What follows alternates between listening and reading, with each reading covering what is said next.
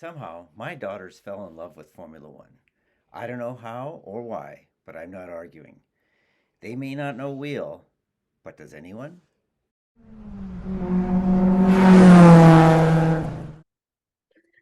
Hi, and welcome to We Don't Know Wheel F1. I'm Anne. And I'm Grace. We are two sisters who have recently discovered a love for Formula One because our dad has been obsessed for years and the best thing happened to him, which is Drive to Survive. It's very true. I think that show came out and he was like, thank goodness I can I finally get my know. daughters into my number one passion. Which he definitely showed me like one-off episodes of season one. Like I remember watching the episode where Daniel Ricciardo decides to go to Renault and they have him like jumping off the cliff in Spain. And I was like, this is really good. And then I realized it was a TV show. And at that point, I was like, I don't think I want to get invested for a whole TV show. I I got in it late once like the whole family was already into Drive to Survive and they were like, Grace, this is what we're watching and you can sit down and enjoy it or go away. And I was like, And fine, little I'll did hang we out with you know. guys. Yeah. And then as soon as I started watching, it was again a Daniel Ricciardo episode and I was like, who is this guy? What's happening here? Do you know when I really got into it? It was a When? week when I bought my house, and mom and dad were helping me fix it up over my spring break. And we would come home every night from working on the house and we would watch like an episode or two to wind down from the day. And it was when the third season had just come out. And they were like 2 episodes into the third season. I just jumped in with them. Is that the And COVID season, like the beginning it's of the COVID? COVID Okay. season. This And is it's where the I season started too.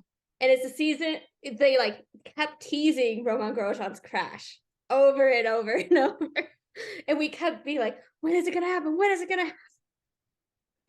And Yeah. that I will say that episode is still one of my like favorite episodes of TV in general. Yeah. So I Which started on that season as well. I was staying at mom and dad's between finishing graduate school and moving for a job. And they were like, we're rewatching the third season of Drive to Survive. Join or don't. And I joined and I was like, what is this? It's incredible. And mom sitting next to me on the couch with like a mug of wine, like, just watch for the hot guys, Grace. And I was like, you're right. Did she But actually say that? she definitely said something about like, it's just a bunch of really good looking guys. Oh my gosh. I cannot believe she Yeah. said that. Yeah. That is hilarious. Yeah. So, so that's how but, you know, we both have found our kind of like niche Yes. worlds of F1. I would So say you're more in the Twitter sphere. very much You're so. you're deep in with Red Bull. Yeah. So yeah, I had like created a Twitter to follow politics stuff, and then I started following some Formula One drivers, and it just like continued to escalate. So that now I would say there's more Formula One than politics on my Twitter now. Yeah, I And love that. you are very into Tumblr. I am, but I'm a lifetime Tumblr at this point. Tumblrina. Were Um, you like a Tumblr person in middle school? Or was it not around when you were in Tumblr middle did not school? exist when I was in middle school, but thank you for aging me like that. But Hey, I only remember it starting to exist when I was in high school, if that makes you feel any better. yeah, so I got Tumblr in 2009, and I think it started in 2008, and I'm not going to say where it was in life, but I have had it since. But I mostly use it for like following art and poetry, but then I just thought to myself, I bet that Tumblr has some hot takes on Formula One because it is like a very distinctive social media website. Um, Yes. and I've enjoyed it. I'm like, I don't really love the Reddit F1. I'll go on there and like look around, but Tumblr F1, that's the vibe for me. I'm a fan. Not Yeah. quite as many crazy haters. Yeah. Well, I think those go everywhere, but it's definitely like there's a lot more whimsy, let's say. But I mean, Yes. Yeah. Tumblr in general, I feel like has more of a whimsy vibe than Yeah. most It's other definitely social medias.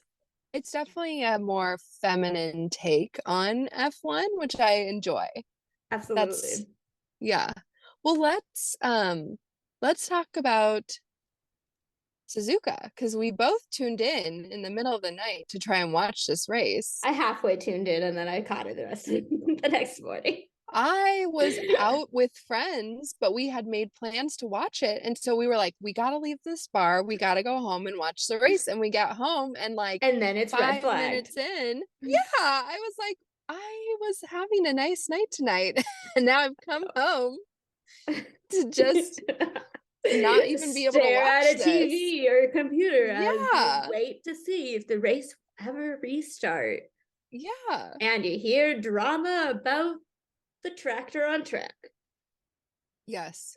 Yeah. So I was like kind of glad I was watching it in real time because I think if I would have watched it later, The drama would not have been made as much sense. yeah. Yeah. So, Yeah.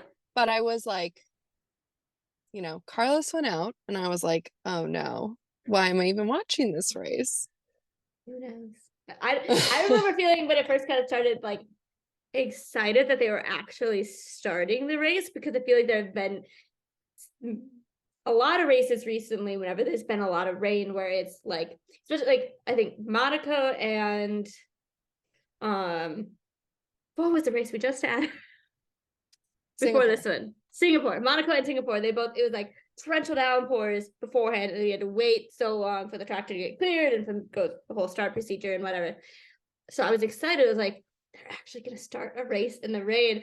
And the first 2 laps were utter chaos. And then they shut it down. And that was what I was like, Well, honestly, it's shocking that the only 2 who got out were Carlos and Alex. And like for the I was entire like, race. Considering what happened in Singapore, where it was like 7 people were out, that's not accurate, I'm pretty 6. sure, but it was more than at least 2. 6. Yeah, that it and the visibility compared to Singapore seemed It was horrible. crazy, horrible. And well, one thing I've been hearing is that like the visibility we see from like the driver's cameras is bad, but the visibility of the actual drivers themselves, since they're lower down and there's more stuff blocking the view, is way worse. I think there are cameras where they'll show like a visor cam because I've seen a couple and I'm like, what are they even seeing? There's nothing out there.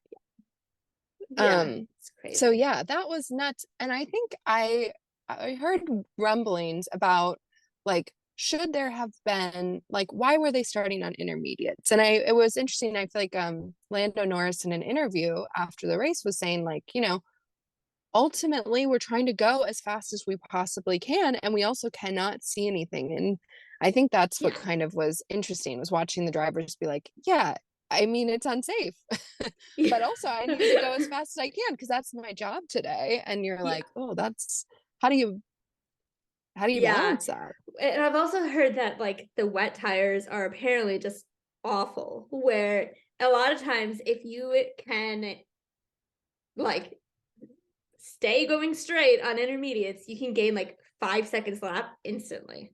Well, yeah, I mean, we saw Mick when he was out on the wets and Haas was like, we're hoping for a red flag essentially, and then you'll be the race leader. Mick just needs some good luck in his life.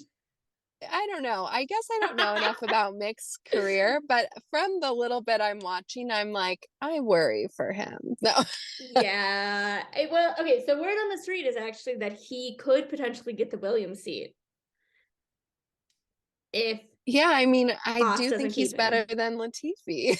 No, Latifi is gone already. I know. No question. I know. But the other possibility he just finally got points too.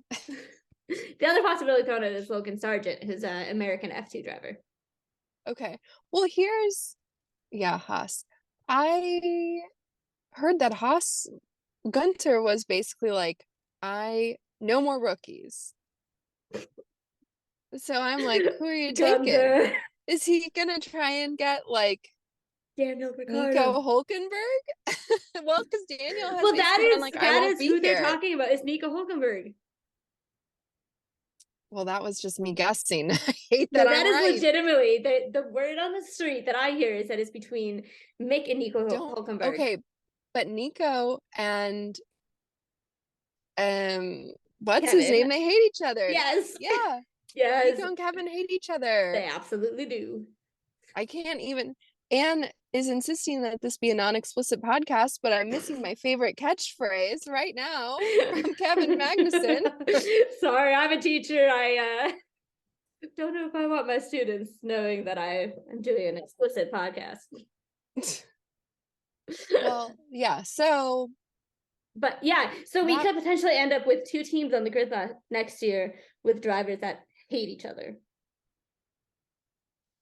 okay, we need to save that for later. Let's We get back to do. the race. Okay, so the first 2 laps of chaos, and then the rain delay, Yeah, and then it was just like and then hang out and yep, wait and watch Pierre Gasly be very angry. so angry. And the And commentators, I remember them just being like, he's super mad. What's he so upset about today? And yes, it felt like I've the commentators were actively not talking about yes, the safety car and tractor situation, which is a very weird vibe. yes. Yeah.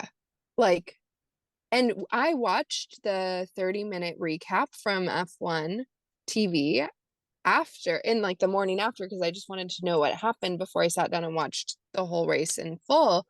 And they literally skip over the whole thing. They basically skip the entire rain break and they don't talk about the tractor at all.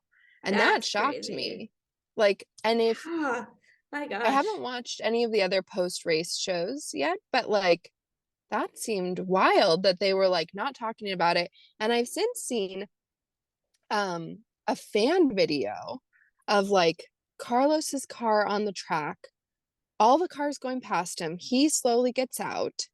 Then you see the tractor drive into view, and it's before the safety car. And then the safety car comes right by as the tractor is right there trying to pick up his car. And you're just like, what is happening? what is going on? And there is so much, I think, hearsay at this point. But I mean, I've read like little accounts saying that Seb talked about this in like meetings with the FIA before the race. And yeah, I heard obviously hearsay it's that like on the Alex has top said of, that Seb talked about it. Yeah. yeah, it's obviously on the top of the mind for all of the drivers. Like, and to then have them like, I don't know. It seems wild that they let that tractor go out there. I know. And one thing I heard today is that apparently George Russell was like on the phone to what's his name? The like Mohammed bin Salman, the like new leader of the FIA during the rain break. That Like sounds like trying to be like, George. this is terrible. You have to fix because he's one of the leaders of the drivers union. Yes. Yeah. Yeah, it's him and Seb and Him someone and I don't Seb. know. Oh. But It's yeah, like a former it driver or was someone. okay. Yeah, Yeah, it's it's wild. wild. I can't believe they let that happen. And it's also weird And to try and think about like who does responsibility fall on? Is it like the FIA was telling the safety marshals at the track, you need to go and get this cleared up now? Or is it the safety marshals at the track who didn't have clear guidelines from the FIA and were going out there because well, the people running them were telling them to? yeah, and it's like, well, how is a red flag not called when Carlos is in a car stopped on the track and no Yes. one can see him? Like, Yes. I guess I don't know enough about the regulations. Again, we don't know F1. We don't know Yeah. wheel. But I'm watching it like if there's a car stopped on the track and you need a safety car to drive the other cars around them on the track, like I know they don't want to stop the race because they know that the rain is getting worse and it's going to make it harder to restart, but yes. it seems really dangerous. It seemed like it would not have been that difficult to say, okay, we're gonna take one lap to get them all safely behind the safety car. Because I think part of why Pierre felt so scared is because he was trying to He catch was up with the not, bunch, yeah, all and the people who were far behind were like they on went their by the own. tractor, but they were like, or yeah, so the people who were bunched up with the safety car went by the tractor, but they were being led by the safety car going slower. And a lot of those cars did not see the tractor because their visibility was so bad. So bad, yes. Yeah. Whereas Pierre could because there was no one in front of him. Yes. Yeah. Which also isn't Pierre like best friends with Charles? Yes. And there's video, I think maybe Daniel's on board or someone's where they're like, why is there a tractor on the track right now? Like there's multiple driver on boards where they're being like, what is going on? Of them actually saying it out loud? Yes. And Pierre's like yells about it and is on board. Is that in the video that you sent me? I haven't had a chance to watch it yet. I think it is. Yeah. And okay.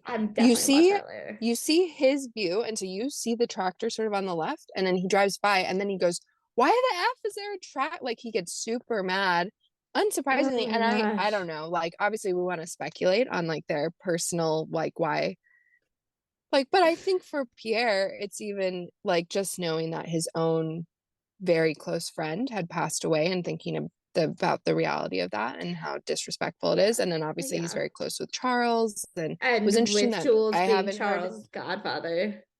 Yes, I was wondering if Charles was one of the top drivers that was like, I'm not going to make a public comment until I hear from the FIA. I don't know. I don't remember hearing anything from Charles specifically about it, but you could almost see like how emotionally drained he was afterwards. And like, I don't think that was because of him losing second place. Yeah. And I don't think that was because of him losing the championship because like, especially losing the championship was written on the wall. Like he knew that was happening. Yes. Yeah. But you could almost see on his face, like he was emotionally drained. It'll be interesting to see if or what he says in the future. Yes. Yeah. So that's Tractor Gate. I'm not surprised that you know the FIA is like, don't talk about it. But and then Max winning the world championship, I was like, I don't know. I think it felt a little weird. He was going to win it. So I'm not like, he shouldn't have won it. It just felt like everyone, including Max, was like, did I win it? Yeah. Did I do all the things I had to do? And they were like, you did. We're in Japan. You won. And it was like, whoa. I think out of the whole race, it was the FIA that came out looking so bad. Well, yes. And that's every race. This one in particular, because of the like tractor on the track situation, because nobody knew how points were going to be awarded. I went to bed thinking, well, they're not going to get to at least half the race, so there's no way that Max is going to win the championship tonight, so I'm not going to miss this big moment. And which then I also, woke though, up I think and looked at my phone and got a notification that there's a new world champion. What? But also in watching the full race, the commentators, I think I can never figure out if I'm watching like the American version or the international version. Do you switch it to the international version? I don't know how to. I'm really lost. Then you're just watching the American version, the same one that I've clicked it. I don't know. But the commentators on what I was watching. Stop the video for a minute and you would hear a different person talking if you switched it to the other one. Anyways. So the commentators spent the whole race being like, that he can't win it. Can't win it. There's no way they're getting to 27 laps. It's not going to happen. And then they're not showing a lap counter, but then they start saying like they've done 25 laps and there's 3 minutes left or whatever it was. And so they're going to get to the halfway mark. It seems like you're really cutting this close. Like they, up until like the last couple minutes, they were like, it can't be done. And then they were like, it might be happening. And you were like, why did you guys make it seem like it was impossible the whole time? Well, but okay, even with half of the distance covered, if it was following the plan that everybody thought it was, there wouldn't have been full points. It would have been points for the top 10 drivers, but not as many. Yes. And so then in that case, Max would not have won the world championship. Yes. Which again, it comes out with the FIA looking really bad because they're the one who wrote these rules. And in the rules, like, the way it's supposed to be understood is that for races that get red flagged and cannot restart, this is how you award points. But they don't. It is not clear that for races that get red flagged do start, but don't go all the distance, you still award full points. Yeah. just like they just need to make it clear so people know what's going on. Yes. But I mean, I also feel like that's my friend Jamie and I were talking about this. She and I watched the race together and I think there's like two things at play here. One, like hot take, I think Formula One is like, it's the one of the most corrupt sports. That's the whole Oh vibe. It's a yeah. bunch of rich guys and Yeah. they make up the rules to suit what they like. Yeah. And the sooner you make peace with that, the more joy you have in the sport. No. There's a reason why Nicholas Latifi has had a seat for 3 years and Oscar Piastri hasn't been able to get one until this coming year. Yeah.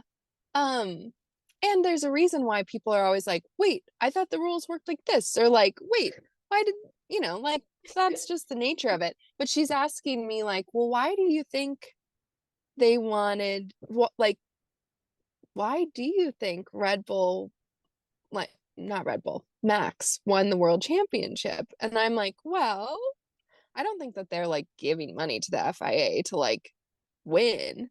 I just think that the FIA understands that there are like benefits to having that championship decided in Japan, like What benefit with does it give to the Honda FIA? sponsors. I think they're trying to get Honda to join as like another constructor in the You think future. Honda's going to join as a constructor? I heard there's With Red Bull discussion or of on their that own or what? on their own, and then Red Bull would have to figure out its own thing. Again, Interesting. hearsay. What do I know? I don't know, Wheel.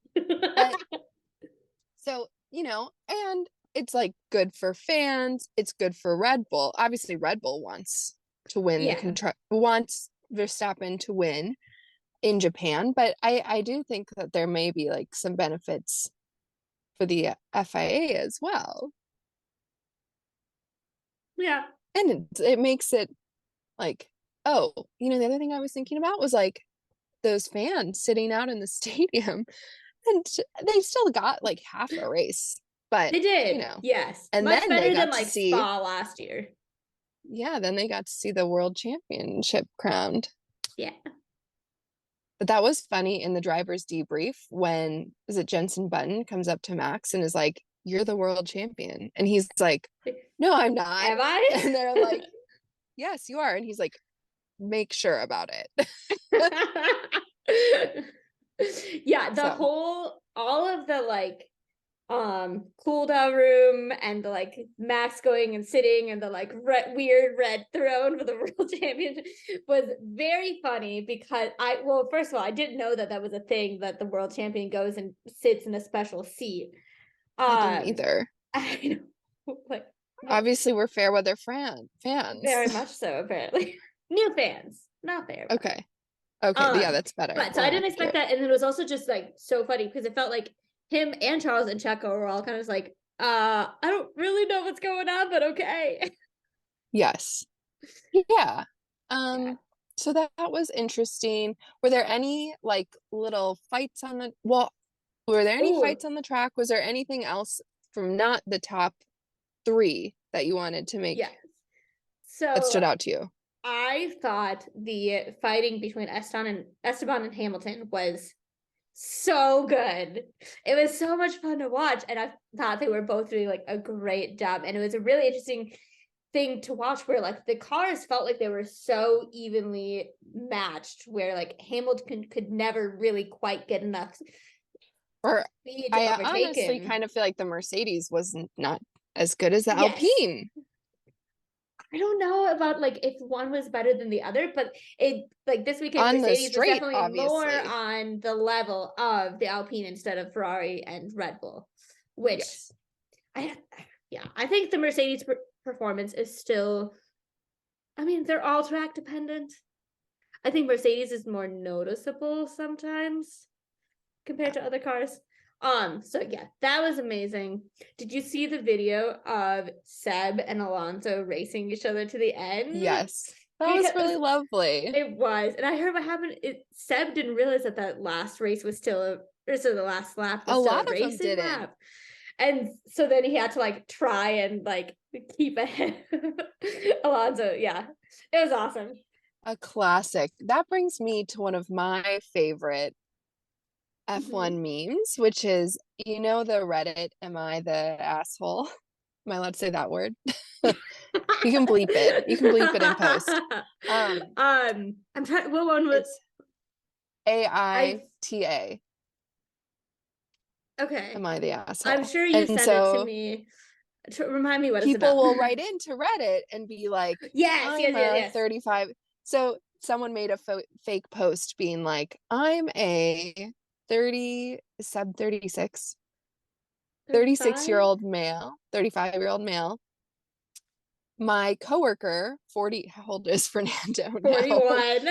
41-year-old male coworker has been such a pain in my ass for the last 15 years. I finally walked out of a meeting today because he was complaining so much and got fined $25,000.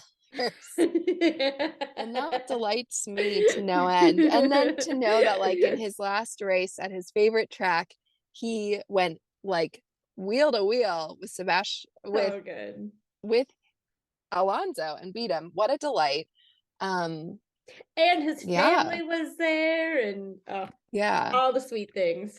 Did you see the pictures of Seb going through the airport with like 7 bags on a cart?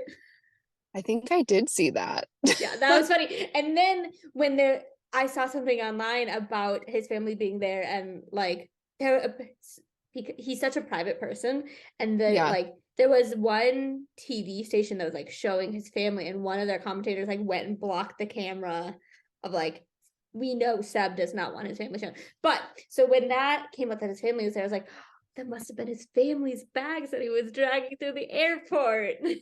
Look at you. So cute. I know, when you told me his family was there, I was like, you had just told me his family hasn't been to a race in like 6 years. I know. And there was speculation that was very sweet.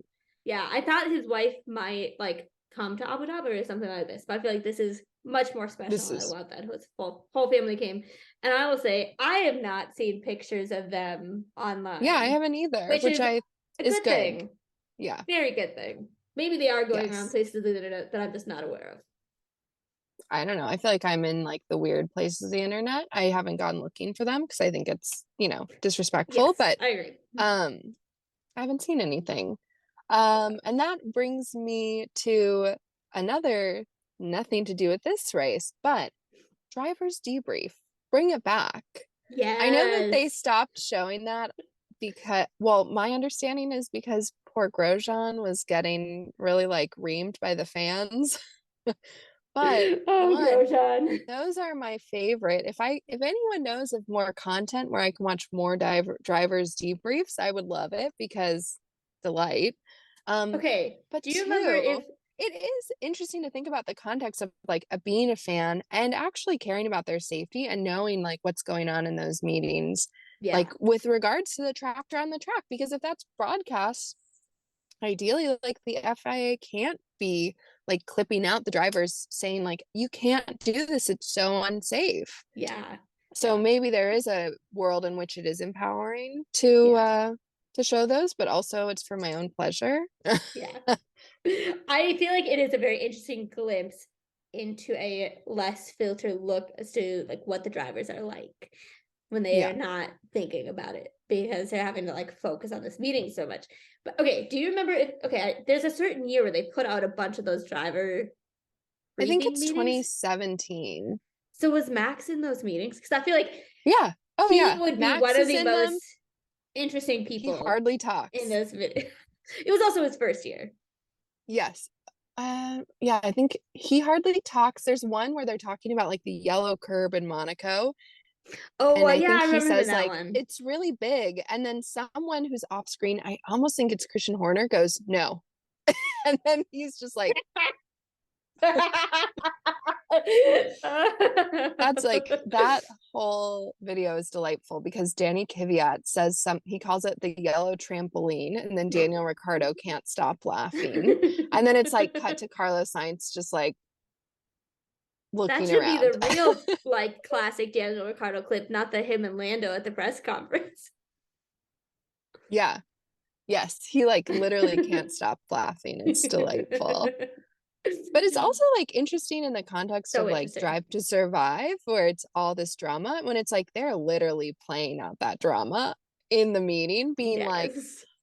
well, Checo, I think you cut off Lance. Well, who are you? His dad? Like, and and then ultimately, like, it's a way to kind of air their concerns and be like, I think you cut me off. And Yeah. have someone else be like, well, actually, this was my thinking. And then the race director is like, okay, well, we've reviewed it all and determined you're not at fault Yeah. or whatever, Yeah. I feel like it's definitely interesting. yes. I feel like George would be the one bringing up issues all the time now. George would get the Grosjean edit. Yes. Because Don't you think in the so? recordings that are up, it's Grosjean being like, "Are you allowed to take off your seatbelt?" No.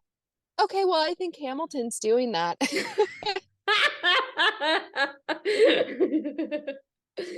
So good. Yeah. So yeah, I mean, I would love to watch it, but obviously not if it puts the driver's safety at risk. Yeah. But truly, it's like my favorite Yeah. little. Like I get the reasons why not, but it would be so interesting to watch. Right? Yeah. So that's my fave. Well, is there anything else you want to say about the race? Should we talk about the Charles penalty? The I know Charles you of it had all. some thoughts. I don't know that I have any hot takes anymore because I'm just like, I don't Charles himself know. thought that it was fair, for the record. Anne's like, Grace, don't be more of a Ferrari fan than Charles is. No, I was getting ready to defend the fact that I'm a Red Bull fan from you. I would never. Um. Yeah. I don't know. I think that there's. There was a very good video of it, so I feel like that impacts how people think of it. Yes. I think. What Especially the I like Charles understood. cutting Checo off part. Yeah. When I watched it again and like listened to some more commentary on it, my understanding is like it's actually not really that he went off the track because he didn't really gain an advantage from that. But it's that when he got back on the track, he really cut Checo off. Mm-hmm. And because I'm sure that turf was and lower. and It there's the slowed him other down. yeah, the other side of it is like, well, when he's on the turf, Checo can't exactly take him over. You don't know which one would have been faster in that corner. Yeah. It's just a bummer. And then there's the reality of like, I don't know. As I meditate more and more on Formula One, I think that you can't win without being pretty heartless. Like if Yeah. you want to be a winner, you have to accept that sometimes the way that you win will not be so clean. Yeah. Like that seems like the reality. Yeah, it's like you have to jump at literally anything that you can. Yes. And And not they all care when do. it Like hurts other that people. it's like Toto and Horner and they're and Benito, they're all out here for blood no matter what. And I don't think that I have that inside of myself. So I'm like, oh, yeah, I can see both sides of it. So I don't know that I'm good. I don't have any harsh words here. I'm like, well, Max is gonna win the championship. Yeah. So Yeah. I guess, oh well. Yeah. I think the long lasting impressions I'm gonna have from it is number one, I think it in a way shows some of the ways that Charles still needs to grow as a driver if he wants to be world champion. And I think he completely can be. Yes. He has all the skills, but like the way that Checo was under pressure from him for most of the race last week and did not make a mistake. Yes. And Charles did. Which like it's just like it's comparing two different races and it's only like one scenario of each. But I still think that is something. And then I also think that like the way that Charles afterwards so immediately was like, yeah, the penalty was probably fair and was like not really fighting it. Yeah. And didn't seem that upset by it. Yeah. It's like he's almost too nice for his own good, which is part of what I love about him. But yeah, again, if he wants to be world champion, Max Verstappen could not care less what any of the other drivers think of him. Yes. And And he that's hasn't what, since he stepped into Formula One. They all hated him. yes. Yeah, and that's the reality is like you're gonna be world champion. Like people are not gonna like you. All right. So I guess now we should jump into our hot gossip for the week from the world of Formula One. There's been a lot going on this week, I feel like. So much. I also feel like this season has been particularly dramatic in general. Yes. And this is just a continuation of that somehow.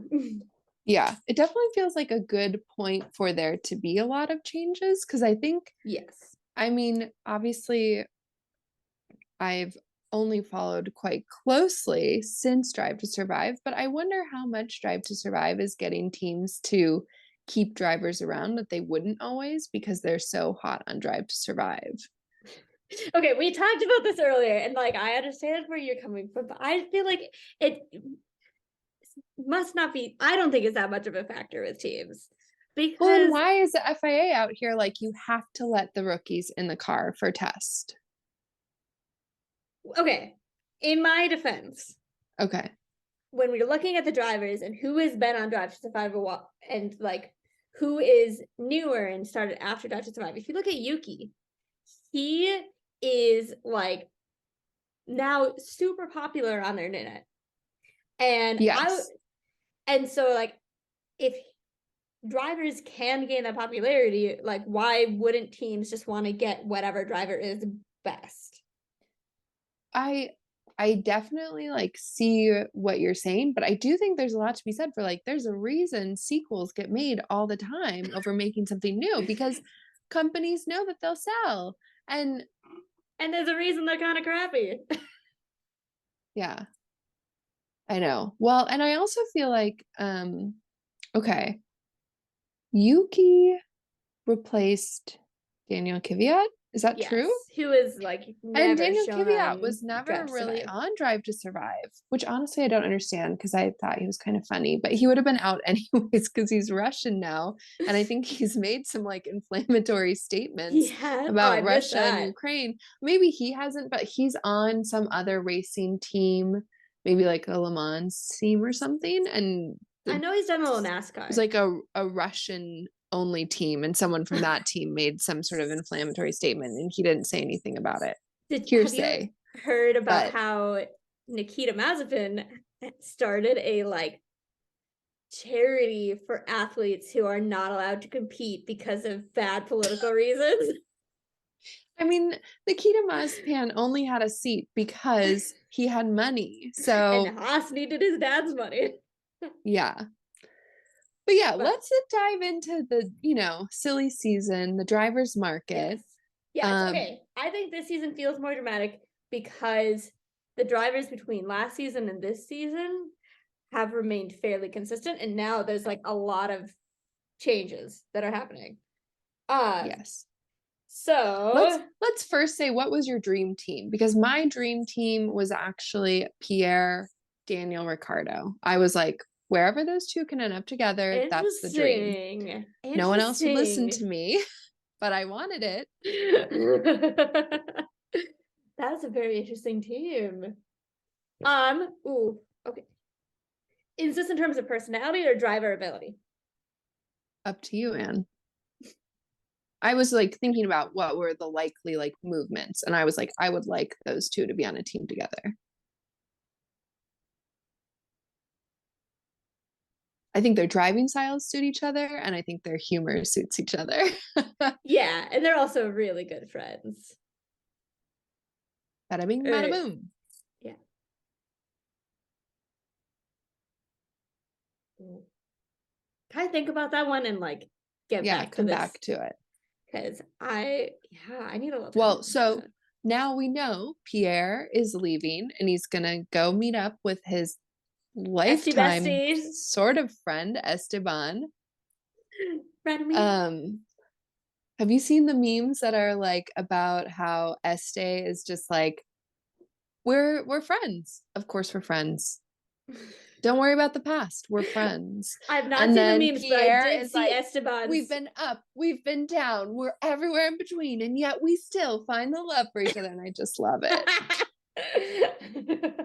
Yeah, I have not seen the memes, but I did see Esteban's statement where he didn't call him Pierre. It was some like French version of Pierre's name. Oh, I saw that too. Yeah, I saw Yes, his which statement. felt very sweet. Yes. And he posted his, like the picture of them when they were like little tiny yes, kiddos. very sweet cute statement.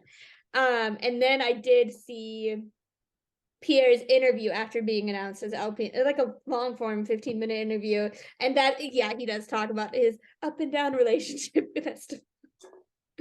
Which it seems like they're both trying to go into this with a like, all right, we're gonna be teammates. Let's try and get along. I think it's really not gonna be known what happens until they start racing each other. Yeah. Until they start stealing each other's girlfriends. Because that's the real hot goss here.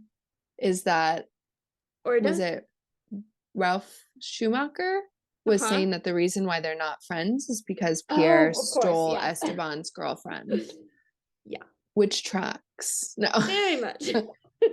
It does seem like, but there is almost a surprising number of drivers who have like had the same girlfriend, which is a little more than weird. But it's a small world. Like, I feel like that's how real life works too. Yeah. Like, people date in the same circle. So I'm not going to comment too far on that. But I will say that to me, just my perception of it is that Esteban is a little bit prickly. Or like and prickly is maybe not the right word, but it seems like he's out there. He's got a Fernando Alonso kind of temperament. And it's super, but obviously like he drives pretty well. I'm always surprised that him and Mick are so close, because I'm like, I feel like you actually run the risk of like alienating yourself from the rest of the grid by being too close with Este, which is a really mean sentiment. That's just my perception of what's happening there. I don't know. I have no idea. At the same time, Mick is like best friends with Seb. And if you're in with Seb, then you're cool with everybody. Apparently. No. Yeah. So we know Mick's not going to go hang out with his bestie, Este. Very true. And we also know Seb that is leaving. We know Seb is leaving. And we know that Nick DeVries is going to AlphaTauri. Yeah, which I will say, very pleased for him. So happy for Nick DeVries. I think he did an amazing job when he got, was it P9 in the Williams? I think so. It's either 8 or 9. It's it was not wild that he was able to do that in the first race out there. First race he's ever done in Formula One. George Russell had like, was it 2 or 3 years before he got his first point? It was in the middle of his 3rd year. And this man drives for a Mercedes. No. Yeah. Well, to be fair, at the end of George Russell's 2nd year was the Secure 2020 race where he drove a Mercedes and got 9th. Yes. So he got 2 points there. But anyways, yeah, I'm so excited for Nick DeVries. Yeah. Slightly disappointed that Marcus Ericsson's prediction is now dead, but what was his prediction? Okay, so he had said that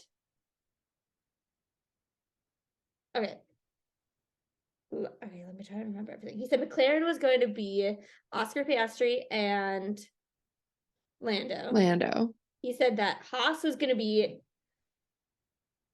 Daniel and Kevin, and he said that AlphaTauri was going to be Mick and Yuki, and he said that Alpine was going to be who did he say? I'm losing it. What was it? Este and Pierre. Oh yeah, sorry. Alpine was gonna be Esteban and Pierre, and then he said Williams would be Nick DeVries and Albon. Well, so he could end up with just 2 drivers still being kind of right. Yeah.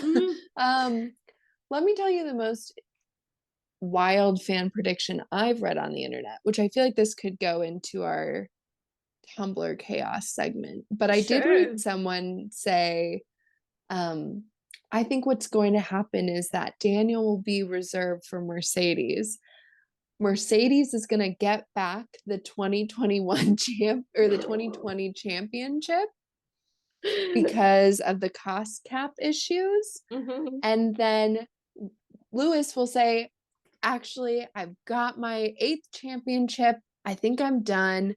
And Daniel will take his spot. And I was like, I love the optimism, Yeah, but it's that is absolutely, quite optimistic. that would be real silly. No, Yeah. that would be like, wait, what? So that one Yeah, cracked me up. that's crazy.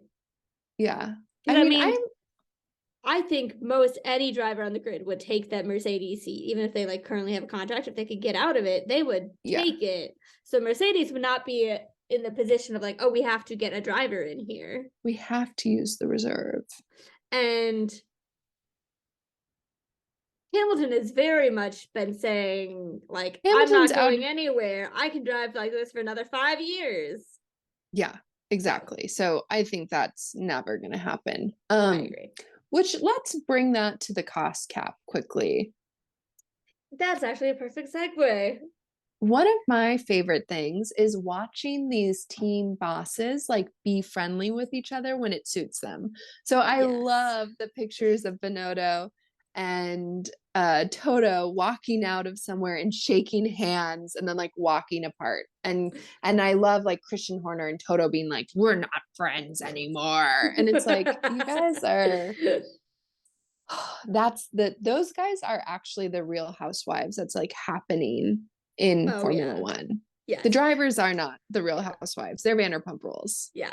Which I feel like one of the stronger parts of Drive to Survive last season. They had way too much Christian and Toto, but when they started talking about like the similarities between the two of them, I was like, that's like something I had not thought of before. Of like they're both like comparatively young to a lot of the other team managers. They both have young famous wives. They both have young families, and like they're both insanely committed to their job.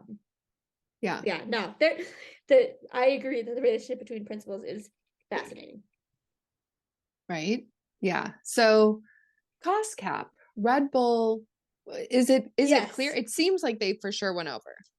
The FIA has said it's Red Bull that's being investigated. Yes, and Williams had earlier in the year had a like procedural abnormality, and What's Williams spending their money on that they're going over it's the not cost extra cap? money. It's like they filed forms incorrectly or late or something like that. Yeah, no kidding. And same thing with Aston Martin. Now, okay, that was the joke that I saw. That was like, yes. where are they spending their money? I know. The vibe that I've been getting is that essentially Red Bull is saying that like there was some money that they thought didn't count towards the cost cap, but then it does, and for it was some catering. reason the internet has decided that it's catering. It started somewhere. I don't know where it started. All I know is I just started seeing all of these memes on Twitter. But yeah, and so now apparently they're like Red Bull and the FIA are going to come to some sort of agreement like about Ferrari's agreement where they're just like, your employees will not be so well fed for the next 2 years. Perfect. But that if they can't come to an agreement, a like independent governing court will decide what's going to happen. So. Yeah, I mean, I'm interested to see what's going to happen. I think we all acknowledge there's no way Red Bull's getting anything more than a slap on the wrist. I would be astounded if the drivers' championship changed at all. I would be less surprised, and I think it's more possible for the constructors' championship to change. But Red Bull didn't win the constructors last year. They didn't. Yeah. But like So I've heard some people say that like potentially like Red Bull could be stripped of their entire constructors championship, which like because of the amount of money that they're making from sales wouldn't really matter that much in terms of the prize money that they get. okay. Well, that's a question So, about I don't know. the cost cap because I don't know anything. I don't know wheel. The cost cap I assumed was just like a straight cost cap for all the teams. I believe it is 145 Okay. million. It's not variated based on where they are in the championship. No, I think It's like if you can fundraise it, you can spend this much money. yeah. I think in 2020 there was a like weird in between year where there was various steps. I'm not sure. Okay. And then this 2021, it was the strict everyone's limit is 145. But then there's certain things that do or don't count towards that. Interesting. Yeah, because I think on the one hand, I'm like, they went over the cost cap. Yeah. If it actually was for catering, I know this is crazy, but I'm like, they should be feeding their employees. Well, the thing is that it still is a significant mistake by Red Bull because if they like weren't counting their catering money the way that they were supposed to, then that money they had Should've- extra money that got put into their pot for like developing the car or doing other things. Yes. Yeah. And that's so what I was regardless of reading if it's where just catering per se, still a significant mistake. yes. And that's where I was reading where people were talking about like it's funny until you think about the fact that there are people who lost their jobs to meet this cost cap. Yeah. That potentially didn't at Red Bull. Yeah. But I think again, there's something interesting with the cost cap there where I don't know. I think in general I am pro the cost cap for like evening out the disparity in funds that these teams have. I agree. But I'm pro worker and the workers need to eat. I agree. I agree with all of that. So I don't know how that all shakes out because I imagine Haas is not providing a meal for all of their workers all the time. Yeah. I would be fascinated to see for some teams like Haas or like Williams, maybe. I don't know. Some of the lower teams on the grid that don't have a lot of money, how much below the cost cap are they? Yeah, I would love to know too. Because I feel like there could still be a significant disparity in terms of how much money teams are spending. Oh, for sure. Yeah. Well, and they're also that brings up the like complex interplay of like, are there ways that teams like Mercedes are getting around this or Ferrari are getting around this by being like, they're not on the F1 team, they're on this team, so they can get paid out of this budget. And it just happens that this work is able to be like purchased by the F1 team, or like, are there ways they're getting around that? Yeah. Because I feel like there have to be, and that's smart, but also, then if you're not, if you're not providing the engine or you're not, car manufacturer, it must be more complicated to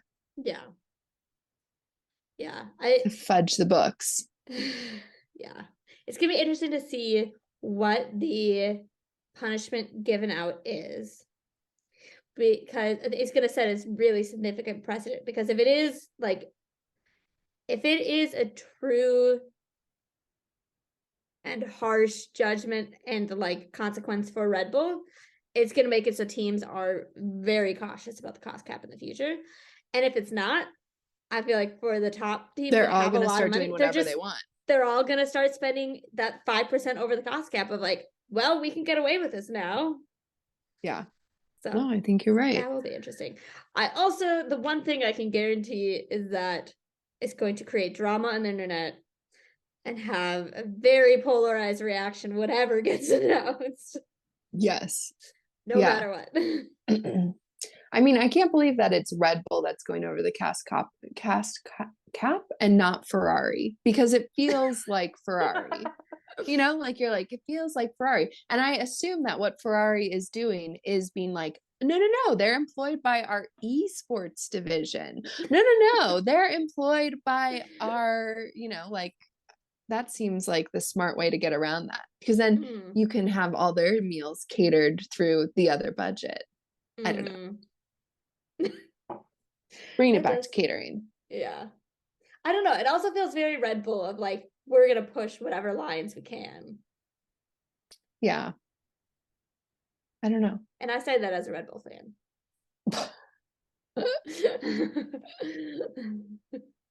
Yeah, I don't know. So that'll be interesting. I can't believe they took so Very. long to come out with that. It should have been out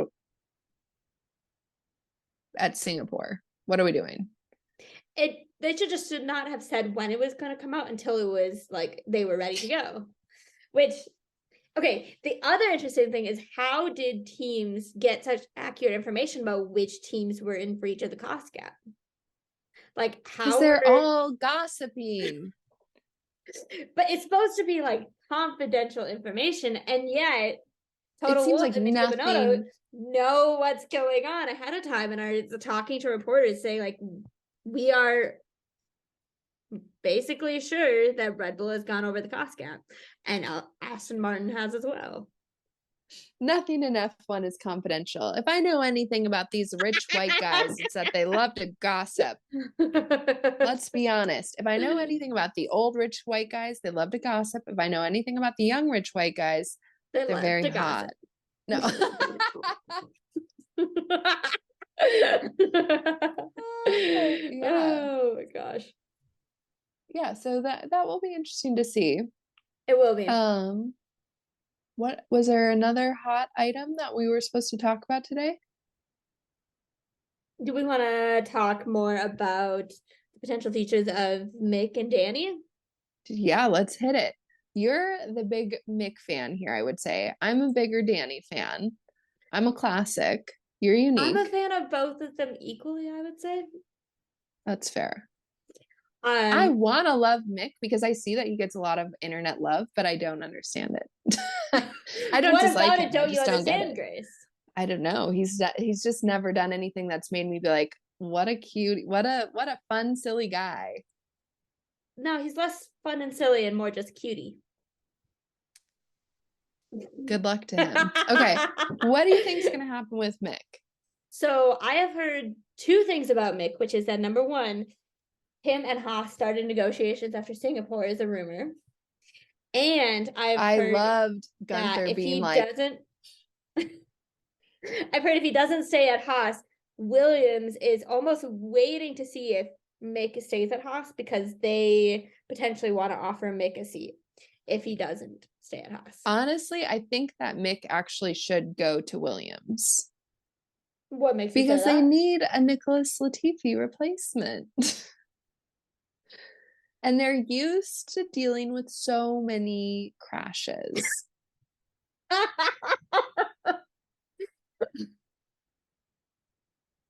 Was Mick the one who was highest on that chart for the money spent in crashes? Yes, he was. Oh, Mick. Yeah. There's is it called a Destructors Championship that like a fan makes on the internet that I saw on Tumblr recently? That's which drivers are costing their team the most through crashes or just like things going wrong on their car. Yes. And Mick Schumacher was at the top of the list. Yes. Grace said that to me, and I taught here. I'm pulling it up, and Okay, let's look at it together. 3. Oh yeah, let's hear the top 3. Because I want to say that I think it's Mick, Latifi, and I'm not sure about the third. Mick, Latifi, and Joe. Yeah, poor Joe. I know. I don't know that that's his fault. I think he's too close to Latifi on the grid. And I think that will make you a top destructor. This is not a Latifi hate podcast, but I'm just being honest about the realities of being Latifi. Who was the team principal that said, like, sometimes it's the driver, sometimes... Toast. Is that his name? Oh, Gene Toast. I think it was him. Is he Alfa Sometimes Romeo? Drivers. Yeah, he is. Yeah, so which would make sense sometimes with Joe. Car, sometimes it's the track, sometimes it's Latifi. I'm with Toast. Yeah. But yeah, Joe was third on there, which I'm sure a significant part of that was his Silverstone crash, unfortunately. Yeah. That Yeah. was And crazy.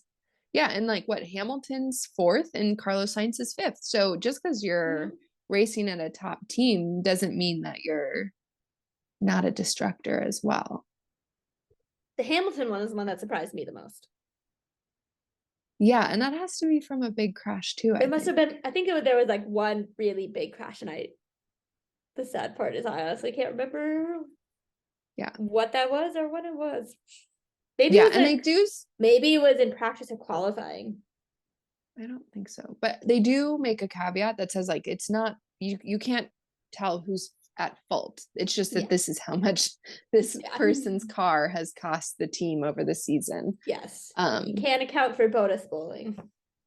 Yeah. So I do think but I just also, isn't there some chance that I thought Williams was hopefully getting like quite a big cash influx soon? Or like well, no. They have a new group of owners, and so they are much less strapped for cash than they used to be when they were owned by the Williams family. Yeah. So maybe they're gonna, get back to the glory. Yes. I think Albon and Schumacher, that's a nice little ring to it. Oh yeah, those two would be good buddies. Yeah, I think that would be lovely. So I think my dream would have been like a Daniel Pierre Renault team, maybe, even though Renault's like well, it's not Renault, Alpine team. Like that would have been a little chaotic, but I would have enjoyed. But I think Danny at Haas would be wonderful, although it seems like he's not interested. Maybe. I know. And I want to know why he's so anti. Like, I'm like, give me the tea on that. Yes, I agree. Which maybe he's trying to play it like he's not too interested to help with negotiations. So if you're going to Haas, you're not really going there for the money. You're just going there because you want to have fun driving if you're Daniel Ricciardo. Yes, which I think Will Buxton tweeted about that and was basically like, listen, taking a reserve seat is not the move. And I'm with Will Buxton on this, that I'm like, where are you coming back from that? Yeah, because you're just going to be sitting in the back of the garage and you're not proving that you've gotten better. Work. Yeah, which you might get a couple of FP1 sessions, but that's basically the extent unless someone gets sick or injured. And when it's Lewis and George, they're so consistent that it'd be really surprising if you ever needed to fill in for one of them. So, I don't know. Yeah. I don't know. I mean, George is Mr. Consistent. Well, until the last two races.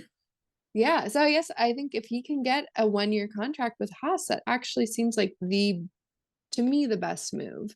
And I wonder how much his management is telling him, like, you're too good for Haas. And it's like, which in my opinion is not the right message from his management. But who knows? That's us speculating. Who knows? Could be that Haas doesn't want Daniel. Too much of a diva. I feel like Haas would want Haas would be so motivated to get him. Yeah, especially when Haas keeps trying to sell themselves like an American team, and it's like, here's the ultimate American out of the drivers. Daniel Ricciardo. One likes Lance Stroll. He's Canadian. I know, but that's like the closest to America. That's the closest. Okay. I mean, it is. He's Canadian. I love acting like he's American. But yeah, I mean, we'll have to see where that all shakes out. You know what I'm actually really excited for next year is seeing Lance Stroll with Fernando Alonso. And how long will that last before Fernando strangles someone? Before Fernando strangles Lance Stroll. Or what's his dad's name? Lawrence. Lawrence is the one who should really be watching his back. Yeah. Well, I feel like if anything, it might end up with Fernando just like quitting in the middle of the year because he can't deal with that dynamic on the team. It'd be interesting. He should be having a bit of an idea of what he's walking into before he walks into it. I mean, which has to ask the question, like, what is going on at Renault? Or at Alpine, sorry. I've stopped saying Renault. What's going on in Alpine? I know. I really do not understand. There has to be something that's making these really good drivers not want to stay there. And it's Yeah. difficult to understand what it is from the outside, but there must be something. And interesting that it's Otmar who's leading right now because he's obviously making quite a fast car as he did when it was Force India Yeah. and Yeah. whatever it was called. And yeah, I don't know. Yeah. I'm I feel like super. they have Alpine has looked like they've been more solidly the fourth best car on the grid compared to McLaren this year. Oh, yeah, for sure. I mean, and yeah, just I hope that there's an episode of Drive to Survive about this topic because I'm just really intrigued. I agree. Okay, before we move along to Okay. your input from the Tumblrverse, Okay. I in the back of my head have been thinking about a dream team. I'm gonna go with a dream team of who I think would be like the best drivers together in terms Okay. of like competitiveness and their like driving styles complement each other, which I think would be Max and Lando. Wow. I wasn't saying that. I feel like I would have thought Albon and Lando. But interesting. Tell me more. I Sorry, let me just double check. I thought I had do not disturb on. There we go. Okay, I think I didn't set it for long enough. That is fixed now. Okay, can you repeat that for me, please? Tell me why. Tell me more about why you Oh, think. okay. I think that they are two of the most consistent and fast drivers on the grid, and they are two of the drivers that get in the least accidents. And well, Max today, least accidents. Um, and There is an aspect of that that's just like when you become the leader. yes, and I feel like they have both shown an enormous skill in like turning a team to be their team. And so I think putting them together would be really interesting because they are both so strong that it would like it feels almost like they would be unbeatable. It's an interesting, But it yeah. could I also mean, blow up like Nico Rosberg and Lewis. yeah. I think actually you've surprised me in that that seems very realistic that Red Bull could be trying to get Lando eventually. Although it Yeah. seems like they do have a real, to me, it looks like Checo and Max are so nicely paired because they get along. Checo is pretty like amenable at this point to like being a team player. And And that would be the part that I would worry about if I was Red Bull and I was yes. thinking like, oh, Lando, what a strong driver. Yeah. He's so young. I can't imagine a world in which he's amenable to be a team player. As a watcher, that would be some good TV. Yes. Yeah. And like with Checo, even when he's had what people say are like difficult weekends, this year he like when he's finished, he has not finished outside of the top six. Which I think is pretty impressive. And like he's not struggling in the same way that Alex Albon and Pierre Gasly did with the car. Yes, that So I is think totally Checo true. is definitely fulfilling his role. I think in reality, what may happen is like in the real world, I think when Lewis retires, there's a strong chance that Lando could end up at Mercedes replacing him. Well, And then him and George would eventually destroy each other. I was going to say that I actually think that the McLaren and the Red Bull are like opposite ends of the spectrum for the way that they drive. And I That's wonder true. if Lando would really, if it would be quite an adjustment to come to Yeah. Red Bull. Yeah, because the McLaren, at least up until this year, has been a very understeery car. Mm-hmm. And Red Bull is the complete opposite. You are right about that. So that'd be interesting. So that seems like that would be troublesome. That could be their own Daniel Ricciardo. Like he shows up and they're like, why is this not working? It'll be interesting. But yeah. Okay, I like your team up though. That's a good one. That's a good one. Thank you.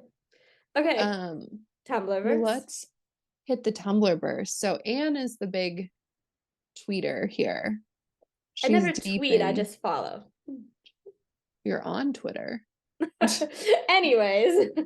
She's on Twitter. She knows what's up with the F1 gossip on Twitter. She keeps me abreast. I'm the Tumblrina here, which I feel has a little difference there. So I did this week, I was just kind of like keeping my eye on what's out there. And I think Tumblr was like quite a buzz with the tractor of it all in Japan, which was fair. But I did a little scan because I was like interested in what happens during these races with like the fan fiction that's produced about these drivers. So there's people out in the world who want to write stories about their favorite drivers. And I wanted to see what happened. So I did a quick search this week to see what happens with the themes and the drivers that are getting written about. Now, Charles Leclerc, he's always at the top of the list. Everybody loves Charles. They all want to write stories about Charles. Always. That seems consistent. Pierre's up there. I think Pierre is just like fun and sexy. But I also think that the tractor thing was out there because here's what I noticed. When Carlos Sainz had like quite a spike, and I think they were all related to crashes. And people like to write angsty stories. Yeah, so interesting. That really surprised me. I was like, is this what people are out here thinking about? That if I was connected to F1, it would be in relation, like, what would my experience be of a crash? I thought that was a little interesting, a little wild. So very that was coming up a bit. And then I thought, Max Verstappen just won the championship. You'd think there'd be a ton of Max Verstappen fan fiction. He does not feel like the type of driver that would be ever very high up on the fan fiction list. He's out there. I see his stuff come past my dash. But yeah, I was like, actually, in this weird case, Carlos is having more fan fiction than Max, and that seems a little different to me. Yeah, wow.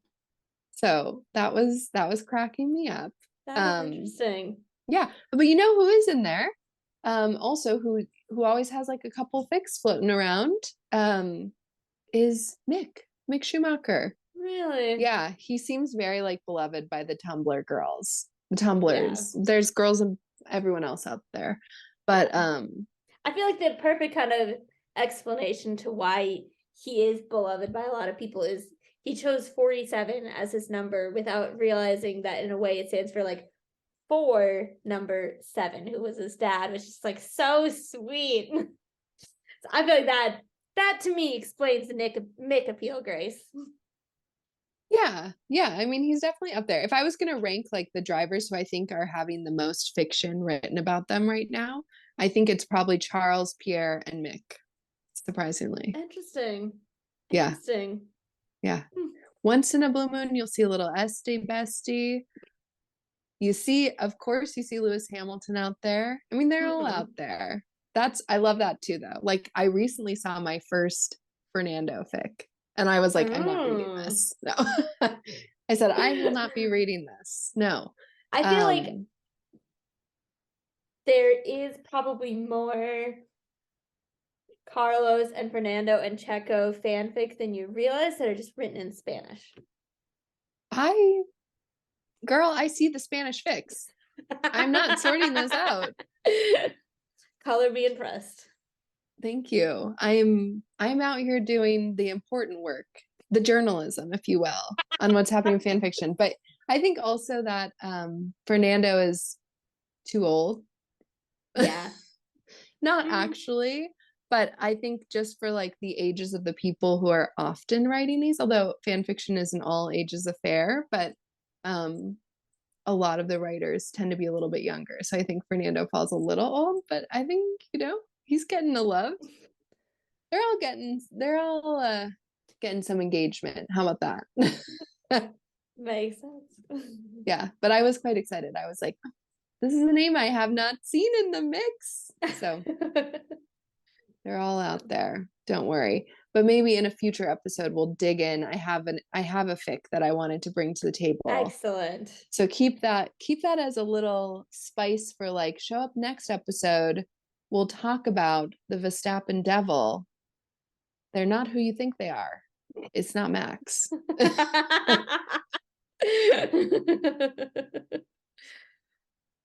So yeah. Well, is there anything else you want to add to our episode today? Jumping out of the episode for a second, I think we should wait to do the like favorite meme or thing from the week until next week. Yeah. Or 2 weeks from Agree. now when we've had a chance to like plan ahead. Yeah. But I think that's just about wraps up the insane Formula One week that we've had. Yeah, it definitely has not been a simple week. Definitely not. Things are Not too at all. hot.